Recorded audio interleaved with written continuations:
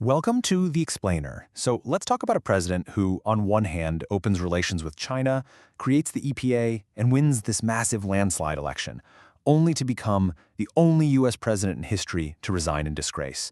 We are, of course, talking about maybe the ultimate political contradiction, Richard Nixon. Yeah, this question from historian James McGregor Burns really just gets right to the heart of it, doesn't it? Nixon's story is this incredible mix of soaring triumphs and a fall from grace so complete it's unlike anything else in American history. It's a career just built on these stunning contradictions. So let's dive in, right from the beginning. Richard Nixon's journey started a long way from the White House. He was born into a poor Quaker family down in Southern California, and his early life was really defined by hardship, by family tragedy, and this fierce, almost unyielding determination to succeed. And he was smart, no doubt about it. He excelled in school, got a law degree from Duke, but his ambition? That was always politics. After serving in the Navy during World War II, he wins a seat in Congress and pretty quickly makes a name for himself. He was most famous for his relentless pursuit of an accused Soviet spy, Alger Hiss. That whole affair really cemented his reputation as a leading anti-communist. But man, his path was a total roller coaster. After 8 years as vice president, he suffers these two crushing defeats: a razor-thin loss to JFK in 1960, and then a really bitter loss for governor of California in '62. After that race, he famously told reporters, "You won't have Nixon to kick around anymore." And I mean, most people thought his career was completely over. But in this display of just pure grit, he stages one of the most remarkable political comebacks in history to win the presidency in 1968. So once he's in office, President Nixon launches this agenda that was just sweeping, and in a lot of ways, surprisingly progressive. He really wanted to reshape America's role in the world and its government right here at home. This quote, right here, it really captures the central promise of his presidency. You got to remember, he took office when the nation was being torn apart by the Vietnam War. So he pledged not just to end that war, but to build what he called a lasting structure of peace through a whole new era of global diplomacy. In this move, this was monumental. Think about it. For over 20 years, the U.S. had flat out refused to even recognize the government of the world's most populous nation. Nixon's visit was just a stunning reversal that completely altered the Cold War landscape.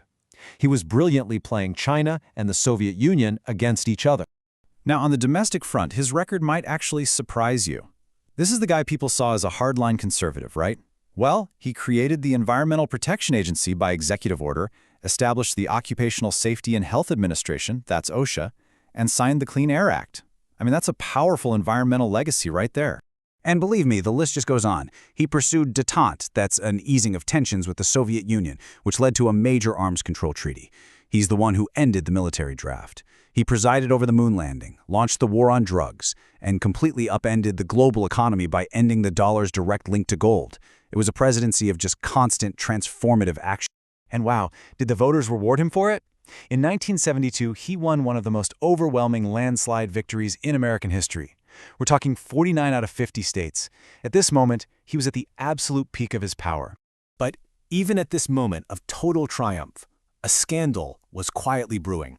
And this was one that wouldn't just destroy his presidency, it would permanently change how America sees its leaders.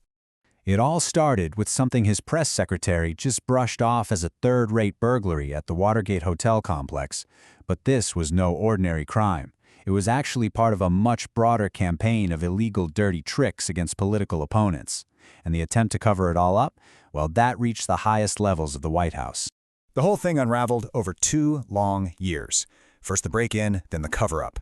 But the real crisis started with the shocking revelation that Nixon had secretly recorded all of his conversations in the Oval Office. A huge battle for those tapes went all the way to the Supreme Court. And when the smoking gun tape was finally released, it proved Nixon himself had personally ordered the cover-up just days after the break-in. Facing certain impeachment, he had no choice but to resign. And one detail really came to symbolize the entire mess: an 18.5-minute gap on a key tape recording. The president's secretary claimed she accidentally erased it, but for a public that was growing more and more skeptical, that gap was the perfect metaphor for a cover-up, for a missing truth. Nixon, of course, fought back. He famously went on national television and declared his innocence with this line. But as the evidence from his own tapes kept piling up, his denials just became impossible to believe. His political support, even inside his own party, completely evaporated. So, we're left with this completely fractured picture. How do you reconcile the brilliant statesman with the disgraced lawbreaker? How do you make sense of it all? And this is really the core of the Nixon paradox. On one side, you have the statesman, the guy who opened China, negotiated with the Soviets, created the EPA.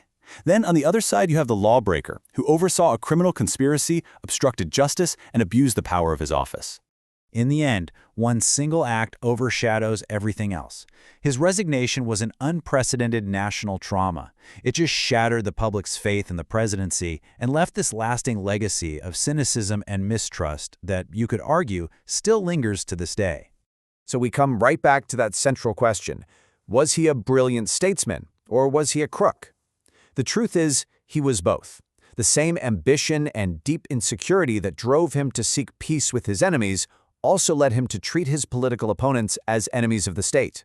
And that enduring, tragic contradiction, well, that's what makes Richard Nixon a figure we're all still struggling to understand today.